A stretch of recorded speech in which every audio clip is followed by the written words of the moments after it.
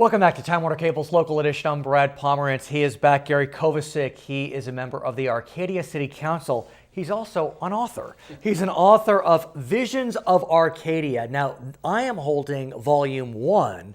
The second edition is underway as we speak. That's right. Volume 1 was our attempt to celebrate our 100th birthday as a city in 2003. But you did a good job. You did a good job. It wasn't an attempt. It was a successful venture. 130 essays, 90 photographs. It was a marvelous project, and I thought we needed to do a follow-up. So we're going to celebrate our 110th birthday in August of this year, 2013, and so we're collecting another set of essays. And let's talk about that, because we are telling you right now that you can submit essays and photographs about your city of Arcadia. The deadline is April 1st. Tell us more about the process. Right. We are hoping that we have as good a response as we had before. Folks can talk about a person, place, event, memory, the past, the present, the future, whatever they feel makes Arcadia great. We're going to include it in the second volume and make them published authors. And we'll put on the screen at some point during this interview the information of where you can submit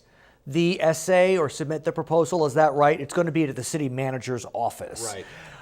Give me a sense of some of your favorite stories. I know they're all your favorite stories, but some of your favorites from the first edition and what you've been hearing in terms of the second edition. Well, we had everything ranging from what it was like growing up in Arcadia to, I remember a poignant essay by an Arab American who talked about the aftermath of 9/11 and how he was embraced by the Arcadia community. We found an essay from a person who was interned in the assembly camp at Santa Anita Racetrack during World War II, a Japanese American, and that was a great essay.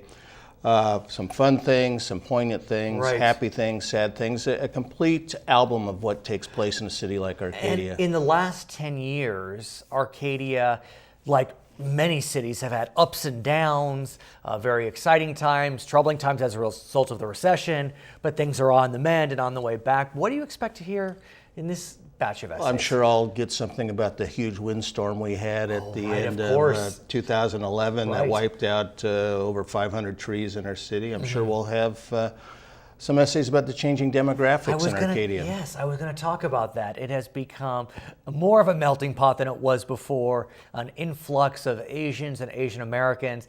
I think I mentioned to you I was in Taiwan a few months ago, and there was a dim sum restaurant that was off the chart. It was some of the best dim sum I've ever had, the best dumplings.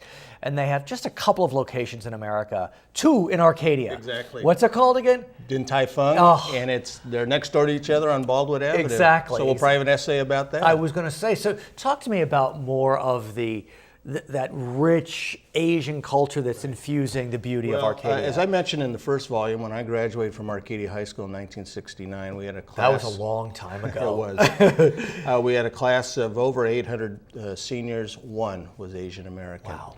Now, today's graduating class, I assume it's probably 70% or more. Interesting. The high school constitution team I coach is virtually all Asian American. No, what is it?